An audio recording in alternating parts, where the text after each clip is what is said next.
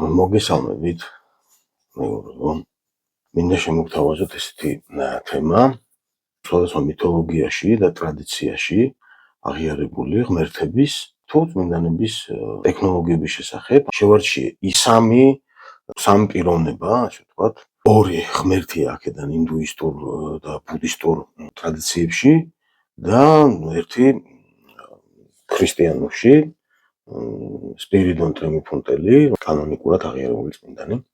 და ასევე ორი, როგორც გითხარით, ეს არის ერთი კუბერა, ერთი კიდე ცნობილი ხოტეი, რომელიც ჩინურ და იაპონურ ტრადიციებში არის აღიარებული სიმდიდრის და კეთილდღეობის ღმერთად. და მოდით ვნახოთ, რატომ ითვლებიან ეს ადამიანები, რა მიიყვანათ აქამდე, როგორ გახდნენ სიმდიდრის ღმერთები. სპირიდონ ტრემიფუნტელი, ასე ვთქვათ, მეწარმეების, საქმიანი ხალხის, ბიზნესმენების მფარველად ითვლება, სამსახურის ძიებაში ვინც არის იმათ მფარველად ითვლება. შემსმენელი წმინდანია და სასწავლო მოქმედი და უამრავი იგავი და ლეგენდა არსებობს ამ ადამიანებზე. მიუხედავად იმისა, რომ არც ერთი არ ყოფილა მდიდარი, ანუ თქვენ წარმოიდგინეთ, არც ერთი, მაგრამ ძალიან სპეციფიკური ცხოვრების სტილის მქონენი და მოდით ეს გავიაროთ, რა მიიყვანა აქამდე, ანუ მოდით ვისაუბროთ ყოფიერების წალღაზე. რა ტექნოლოგიებს იყენებდნენ, როგორ აზროვნებდნენ, რას აკეთებდნენ, დღეისობით კიდევ მათი ხატები თუ ფიგურები და გამოსახულებები, ასე ვთქვათ, სიმდიდრის სიმბოლოდ არის ქცეული. დავიწყოთ სპირიდონ ტრემიფუნტელის პერსონის, პიროვნების, მისი ისტორიის განხილვით. შევეცდები მოკლედ ჩამოვაყალიბოთ ეს ყველაფერი და ეს ძირითადი რაღაც კრიტერიუმები გამოვიტანოთ შემდგომ, რომელიც მიზნების მატერიალიზაციაში დაგვეხმარება ცისა და მიწის მანდატის საკითხში, მიზნების მატერიალიზაციის მიმართულებით. ამ საკითხის გადააზრება, ხალისება და გადააზრება თუნში, ხო, ძალიან დაგვეხმარება ბევრი რაღაცის სწორად გაგებაში. სპირიდონ ტრემიფუნტელი დავახასიათოთ, ანუ ეს იყო ღარიბი ადამიანის გლეხის ოჯახში დაიბადა ეს ადამიანი. შრომელი გლეხი კაცი იყო, რომელიც გამოირჩეოდა მისი სამართლიანობით და სიმკაცრით, მიწათმოქმედი იყო, მწყემსი იყო. შემდგომ გახდა უკვე ტრემიფუნტის ეპისკოპოსი. განვიხილოთ ის რაღაც კონკრეტული კრიტერიუმები, რითიც მისი მოღვაწეობა ხასიათდება ეკონომიკური სფეროს მხრივ. რას აკეთებდა ეს ადამიანი ეკლესიაში მუშაობის დროს, როგორ ეყრობოდა სხვებს, როგორი ურთიერთობა ჰქონდა ვაჭრებთან და ასე შემდეგ. პირველი რაც მას ახასიათებდა, ეს იყო ის, რომ პირდაპირობა, უშუალო და პირდაპირ იყო, მიუხედავად იმისა, რომ ეპისკოპოსი იყო ეს ადამიანი. მას ახასიათებდა პირდაპირობა და ბიუროკრატის არ ქონა, არაბიუროკრატიული ტიპაჟი იყო, სტილი ქონდა ესეთი. შეიძლება სხვები, სხვა ეკლესიის სხვა მსახურები, სხვანაირები იყვნენ, მაგრამ ეს ადამიანი კონკრეტულად ესეთი იყო. თანხაზე აკითხავდა ვინმე თუ სხვანაირი ტიპის დახმარებაზე, არც ამოწმებდა ხოლმე თურმე, როგორც ამბობენ, ეუნებოდა სადდეს მაგალითად თანხა, მიდიოდნენ, ისინი იღებდნენ და შემდგომ იმდენიმეს აბრუნებდნენ, რამდენიც იყო და ხელზე ჩამოსაკლელი შემთხვევა იყო სულ რამდენიმე, როდესაც ერთმა ვაჭარმა მოატყუა და ასე ვთქვათ, შესაბამისი რეაგირება მოახდინა. ბევრისგან განსხვავებით, პირდაპირ შეგეძლო მისულიყავი ადამიანს გასაუბრებოდი, გეთხოვა, დალაპარაკებოდი, ნებისმიერი დონის ვაჭარს და გლეხს შეეძლო ის გაეკეთებინა. მეორე რაც ძალიან ესეთი თვისება ჰქონდა სპირიდონ ტრემიფუნტელს, ეს იყო არაწესიერად ნაშოვნი, თანხებს, ფულს, საქმეს არ ეკარებოდა, ამაზე მკაცრი აკრძალვა ჰქონდა. მისი მეორე მახასიათებელი იყო ის, რომ ამ ადამიანს არ უყვარდა არაწესიერად ნაშოვნი ფული, არ იღებდა მონაწილეობას ასეთი თანხების და ასეთი საქმეების განკარგვაში. მესამე იყო ის ძალიან ესეთი დამახასიათებელი მისთვის, რომ ებრძოდა მონოპოლიებს და სხვათა შორის ერთი ესეთი კიდევ იგავი ვნახე, სადაც ფასთა წარმოქმნის, ანუ არასწორი ფასს წარმონაქმნზეც რეაგირებას ახდენდა ეს ადამიანი სამართლიანად, ძალიან სამართლიანად, ანუ ვაჭრებსაც აძლევდა იმის საშუალებას, რომ მოგება ენახათ, მაგრამ აკონტროლებდა. ეს საუბრობთ იმ პერიოდზე, როდესაც თავისუფალი ბაზარი არ იყო. საერთოდ ბაზარმა უნდა დაარეგულიროს ფასები, მაგრამ სისტემა, ანუ ეს ხო სისტემა არის, მე ხო სისტემის მიერ იყო ეს ხალხი აღიარებული. მე აღიარა სისტემამ უკვე ეს ადამიანები როგორც ბიზნესისთვის, სამეწარმეო საქმიანობისთვის, საერთოდ საქმიანი სფეროსთვის ბიზნესმენებისთვის მისაღები ტიპაჟები აღმოჩნდა, მათი მოღვაწეობა მისაღები აღმოჩნდა ამ სფეროსთვის. ბევრი კიდევ თვისებები ჰქონდა ამ ადამიანს, ეხმარებოდა ძალიან ღატაკი ხალხს ეხმარებოდა, გაჭირვებულებს ეხმარებოდა და ამით უდიდესი ნდობა და უდიდესი სიყვარული მოიპოვა მოსახლეობაში. ამაც სხვათა შორის ეკლესიას გაუათმაგა ის შემოსავალი, რომელიც მანამდე ჰქონდა და შემოწირულობები. ძალიან მაგარი თვისება ჰქონდა. კარმის წეს არ არღვევდა ეს ადამიანი, ანუ მე ცოტა ჩემებურად ავხსნი ხოლმე ახლა რაღაცებს, შეიძლება თქვენ სხვანაირად ნახოთ იქ. და თვითონ ეს ატრიბუტიკას რაც ამ ღმერთებს და წმინდანებს ხელში უჭირავთ, ხო, ხატებზე რაც გამოსახულია და მათ გამოსახულებებზე როგორც არის, აი კუბერას და ხოტეის შემთხვევაშიც, ეს ყველაფერი ავხსნათ ახლა და მე ჩემებურად შევეცდები ავხსნათ თითო ყველა ატრიბუტს და ყველა დეტალს აქვს მისი მნიშვნელობა. ანუ ეს უკვე ტექნოლოგიაა, ხვდებით? თუ კი ეს ადამიანი მანამდე ადამიანი იყო ჩვეულებრივი და თვითონ ხელმძღვანელობდა, მათი უკვე ხატი და გამოსახულებები და ფიგურები და ასე შემდეგ უკვე გატექნოლოგიურდა და უკვე თვითონ ეს გამოსახულებაც კი ტექნოლოგიაა. ყველა დეტალს რაღაც მისი თავისი დამახასიათებელი ის აქვს, შინაარსი აქვს და ერთი ესეთი იგავია რომ მიაკითხა გაჭირებულმა გლეხმა ადამიანმა, რომელსაც არ ქონდა დასათესი ხორბალი და თხოვა დახმარება სპირიდონ ტრიმიფუნტელს, რომელმაც გველი გადააქცია გოქროთ, მის ამ ადამიანს ოქრო და უთხრა რომ წადი, მიდი ვიღაც დიდართან, მისცემ ოქროს, მოგცემს პულს, შემდგომ, როდესაც მოიყვან მოსავალს, ამ მოსავალით რო გაყიდი, გამოისყიდე ეს ოქრო და დამიბრუნე. და სპირიდონ ტრიმიფუნტელმა ეს ოქრო ისევ გველად გადააქცია და დააბრუნა უკან რა, თავის ადგილას. ანუ ეს არის კლასიკური გამოხატულება იმისი თუ კარმის წესი ამ ადამიანმა კარგად იცოდა როგორ მუშაობს კარმის წესი, რომ თუნდაც ბუნებიდან რაღაცას რო იღებ გაუთავებლად არ შეიძლება ეს აკეთო, გველის კი დააბრუნა ადამიანმა. ეს ხო მიგავია, ამას უფრო მეტაფორული მნიშვნელობა აქვს, ჩემთვის ყოველ შემთხვევაში მე ესე აღვიქვამ და როგორ აღვიქვამ ამ ისტორიას, ეს გველი არის ინფორმაცია. ანუ ჩემი აზრით სპირიდონ ტრიმიფუნტელმა რაღაცა ისეთი საიდუმლო გაანდო, რომლის მიხედვითაც მას ამ გლეხს შეეძლო ამ დიდართან ურთიერთობის სწორად დამყარება, ანუ რაღაც ისეთი ინფორმაცია მისცა, ან შეიძლება წიგნი ათხოვა რაღაცა, შეიძლება რაღაცა დოკუმენტი იყო, შეიძლება რაღაც ცნობა იყო ისეთი, რომელიც ამ ადამიანმა გამოიყენა ამ დიდართან, შეიძლება დროებით ჩადო მასთან ეს ასე ვთქვათ ინფორმაცია რაღაცა. იყო ეს ტექსტი, თუ იყო რაღაცა, შეიძლება რაღაც ობლიგაციის სტილის იყო, რაღაც ხელმოწერილი იყო, ვთქვათ, ესეთი რაღაც ტიპის მიც, ანუ დაეხმარა ინფორმაციულად ამ ადამიანს, რომელიც გახდა ოქრო უკვე რაღაც ღირებულება ჰქონდა და შემდგომ უკვე გამოისყიდა ამ ადამიანმა დაუბრუნა ეს გველი, ასე ვთქვათ. გველი არის ინფორმაცია, გველის ხეზე დახვეული გველი ნიშნავს ინფორმაციული სპირალი. ინფორმაციული სპირალია ეს. მე პირადად ესეთი ტიპით უყურებ, ამიტომ ჩემი აზრით ესეთი ახსნა განმარტებები, ხო, აი ამ ტექნოლოგიების თქვენს დაგეხმარებათ, რომ სწორად აღიქვათ ხოლმე რაღაც სხვადასხვა მომენტები და გამოიყენოთ თქვენთვის სასარგებლოდ ეს ინფორმაცია. მოდით განვიხილოთ თვითონ სპირიდონ ტრიმიფუნტელის აი ეს ატრიბუტიკა, რომელიც მას ხატზე აქვს, ყველაზე თანამედროვე რაც დამატებული აქვს, ანუ ეს უკვე ეკლესიამ დაუმატა ეს ფაჩუჩები, რომელსაც გენდის მიხედვით ესე სწამთ ეკლესიის ხალხს, რომ ეხა ცოცხალია, დადის და ასე ვთქვათ, რომ დადის იმ ფაჩუჩებს იცმევს და ამიტომ უდებენ იმ როგორც ატრიბუტებს. პატივისცემის ნიშნად დაუმატეს ეს, თორე მისი ნამდვილი ეს ატრიბუტი არ იყო.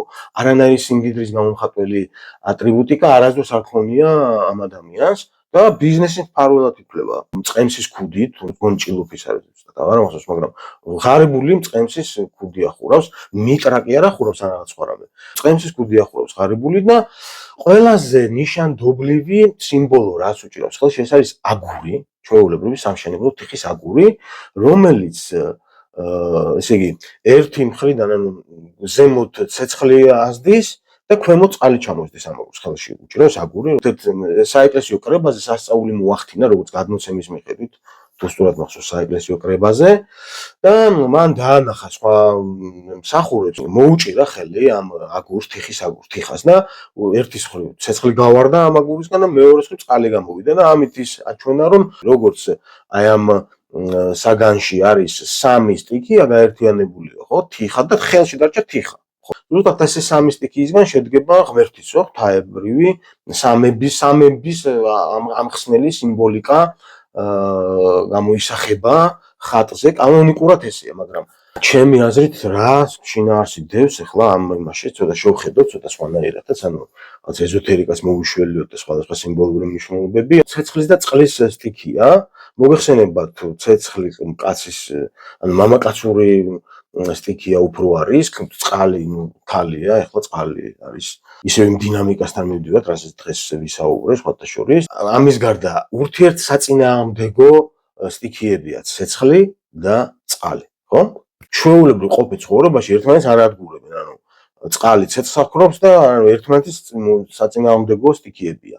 მაგრამ მეტაფიზიკურ და ტრანსცენდენტულ დონეზე, ანუ ინტელექტუალური აღქმის ტრანსცენდენტულ დონეზე, აი იმაზე, რასაც ყოფიერების დონე ქვია, ყოფიერების ტალღა ქვია. იმ დონეზე ეს ურთიერთსაწინააღმდეგო ორი სტიქია ერთიანდება და ქმნის იმ სამშენებლო პირობითად ტაძრის ნებისმიერ სახს ააშენებს, სამშენებლო შენებას ქმნის, სამშენებლო ბერკეტს ქმნის, აი ამ ბერკეტს რომ ააშენოს ადამიანმა რაღაცა და ააშენებს სწორედ აი ორი ურთიერთსაწინააღმდეგო სტიქიის გაერთიანებით. ეს ძალიან მაგარი რაღაც უჭირავს ხელში სპირიდონ ტრემიფუნტელს და კუბერაზე გადავიდეთ. ჩემი აზრით ყველაზე განსხვავებული და გამორჩეული ტიპაჟი ამ შემთხვევაში კუბერა არის. ესე იგი, ეს ადამიანი ჩაქოლა მოსახლეობამ შეიპარა ტაძარში შესასწავლის შემდგომ, როდესაც სალოცავთან ტოვებენ ხოლმე საჭმელს და შიოდა ამ ბიჭს, ახალგაზრდა ბიჭი იყო. მამას ყავდა გაგდებული სახლიდან, ანუ სხვადასხვა გამოცემებში, სანსკრიტულ ტექსტებში სხვადასხვანაირად გადმოიცემა, სხვადასხვა ლეგენდებია. იმიტომ რომ ტიბეტურშიც არის, ბუდისტურ და ინდუისტურ მითოლოგიაშიც არის. დარჩა ქუჩაში, მოხეტიალე ღარიბი ახალგაზრდა ბიჭი იყო და შეიპარა, იქ ვერ ხედავდა საჭმელ სიგნალებში, საჭმლის გამო შეიპარა, რაღაც სხვა რამის მოპარვა არ უნდოდა. გაიხადა მაისური, რომ ცეცხლი წაეკიდებინა, გაენათებინა, რაღაც ასეთი რაღაც მოხდა. სინათლეზე, აი ამ ცეცხლის სინათლეზე მისი აჩვდილი დაინახეს გარედან სხვებმა, ამ ტაძრის მცველებმა და მოსახლეობამ და შევარდნენ, გამოათრიეს და ჩაქოლეს. აი ესეთი სიკვდილით გარდაიცვალა ეს ადამიანი და შივამ რეინკარნაცია მოახდინა მისი უკვე ღმერთად. საერთოდ მისი სახელი ნიშნავს უკეთესო თვისებების, საუკეთესო უნარების საცავს. და ამიტომ ჩემი აზრით ცოტა სხვანაირად განიხილება. ანუ ძალიან ჭკვიანი ადამიანი იყო, როგორც ეთყობა ეს კუბერა. არ მიეცა საშუალება აი ამ მისი შესაძლებლობების გამომჟღავნების და გახდა ლუდომანი, თამაშობდა. აზარტული თამაშებით იყო დაკავებული და სვამდა და ასე შემდეგ. თუმცა იმდენად კარგი მონაცემები ჰქონდა, რომ მთელი ეს კოსმოსის ფინანსები მას ჩააბარეს რა ერთი სიტყვით და ესე ხელში უჭირავს მანგუსტი მას. გამოსახულია მანგუსტით. სხვადასხვა გამოსახულებებში და ფიგურებზე სხვადასხვანაირად არის მანგუსტი. რა არის მანგუსტი? მანგუსტი არის, მეგობრებო, ცხოველი, რომელიც ჭამს და ერევა გველებს, ხო? მაგრამ სიმბოლურად ისევ მივდივართ იმასთან, რომ ინფორმაცია არის, ანუ კუბერას ხელში უჭირავს, ასე ვთქვათ, ის ცხოველი, რომელიც ინფორმაციას ღრნის რა. სველი არის არასასურველი ინფორმაციული ჩარევისგან დაცული არის მანგუსტის მიერ. ესეთი სიმბოლური მნიშვნელობა აქვს ამ ფიგურას და ესეთი წიგნი არსებობს, სამყაროსეული სიყვარულის ცეცხლი. ეზოთერული წიგნი არის, არ არის ესეთი გავრცელებული რაღაც ვთქვათ ოფიციალური კლასიკური ლიტერატურის სახით არ არის გამოცემული ეს წიგნი. სხვადასხვა ტექსტებით არის ცნობილი და ნუ რამდენიმე მისი აღწერა მაქვს წაკითხული, რომ სადაც ის აღწერს თუ როგორი უკმაყოფილოა, როდესაც ხალხი აკითხავს, სადღაც ტყეში ცხოვრობდა ეს თავისთვის სხვათა შორის ერთი ოქროს ქალაქი წააგო, იქ თავის ძმასთან ომობდა, მოკლედ მთელი ისტორიები იყო, როგორც აი ინდოეთში, ინდურ ტრადიციებში არის ცნობილი. ხო და ეს კუბერა ცხოვრობდა ერთი პერიოდი ტყეში და აკითხავდა იქ ხალხი, გვიშველე და ანუ ყველა აკითხავდა ფულზე ამ ადამიანს. თვითონ ღარიბი, არაფრის მქონე ადამიანი, საერთოდ ტყეში ცხოვრობდა და მაგრამ ყოველთვის იმყოფებოდა იმ ყოფიერების ტალღაზე.